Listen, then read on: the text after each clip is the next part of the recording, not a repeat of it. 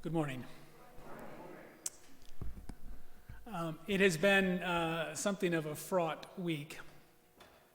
As many of you no doubt know by now, our decision to host a drag queen bingo fundraising event next door in Hubley Hall in support of our mission trip has met with some controversy.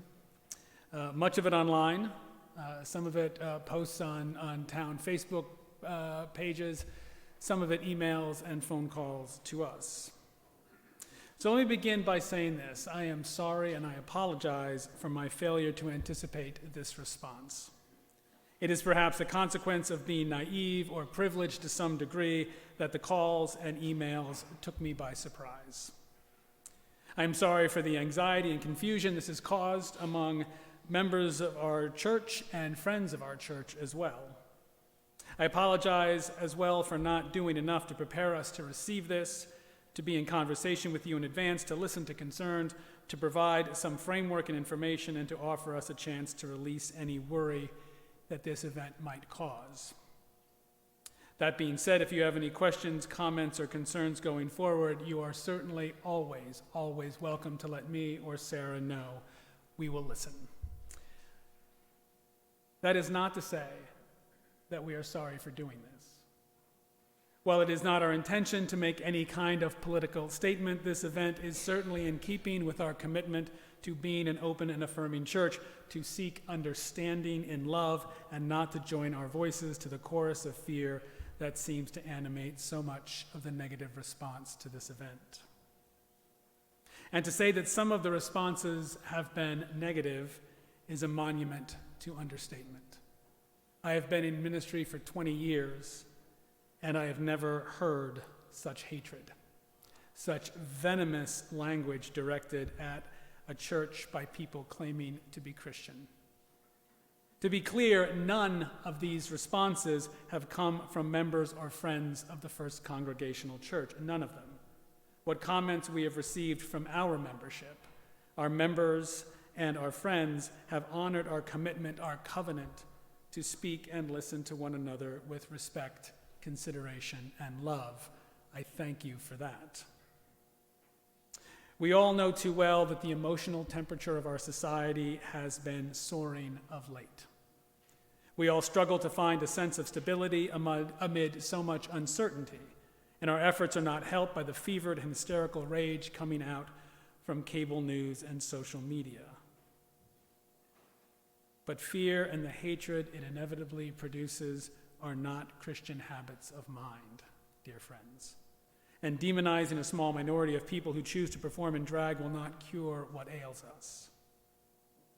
These people are not predators. They are our neighbors, they are members of the Shoreline community, they are members of Shoreline churches.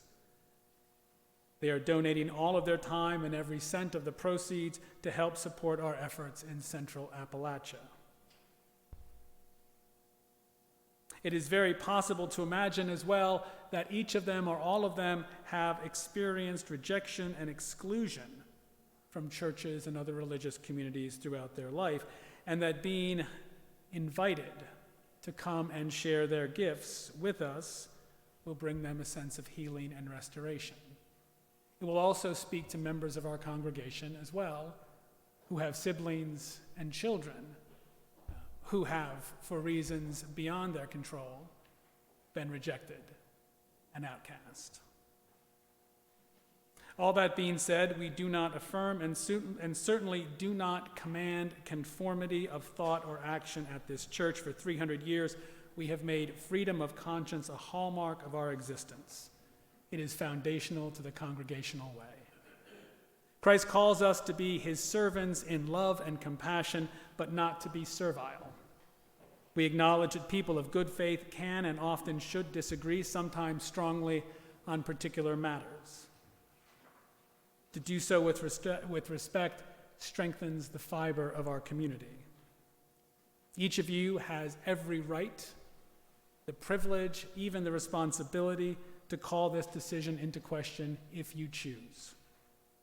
And some of you have expressed doubt, perplexity, confusion, and frustration over our decision. We have nothing but respect for that. I very much hope that we have listened to your concerns with an equal measure of the respect that you have accorded us. Some of our critics have accused us of a watered-down Christianity here at First Church. Nonsense. There is nothing watered down about the difficult, hard, and strenuous work of pushing against the boundaries of fear and prejudice, of following the gospel command to love our neighbors as ourselves. There is nothing easy about that. And there is nothing watered down in our commitment to follow the gospel where it leads us. Anyone who can recall our decision 20 years ago to become open and affirming will testify to the hard work involved in any radical and dramatic shift in perspective. How hard it is to push into uncharted territory in faithful response to the covenant that has shaped our life for 3 centuries, to endeavor together to be faithful disciples of Jesus Christ. Once again, I am grateful for the respect that you've shown. We are here to listen to anything that you might have to say. You know how to get a hold of us. Please do not hesitate to contact us if you have any questions, concerns, or thoughts whatsoever. Thank you.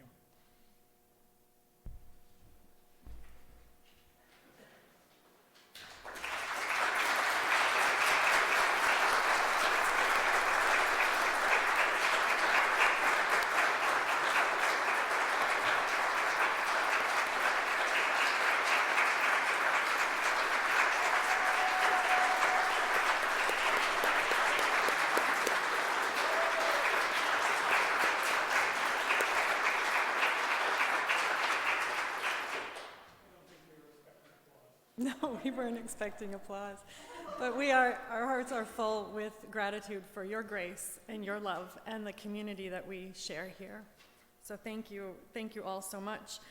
You might be interested to know that there are members of the Shoreline interfaith clergy and people who are members of other congregations who are wanting to stand in solidarity and support with us and have made a commitment to be here next Saturday for Drag Queen Bingo. So we are not alone in this witness, in this effort.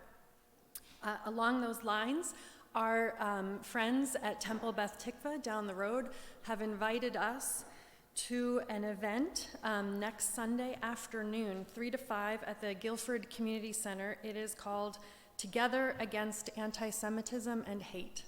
So an effort to be together to name the rise in anti-Semitism, the rise in hateful vitriol in our country against not just Jewish people, but all kinds of people. So that's 3 to 5 next Sunday, and we are all welcome. Todd and I will be there. We hope we may see some of you there as well.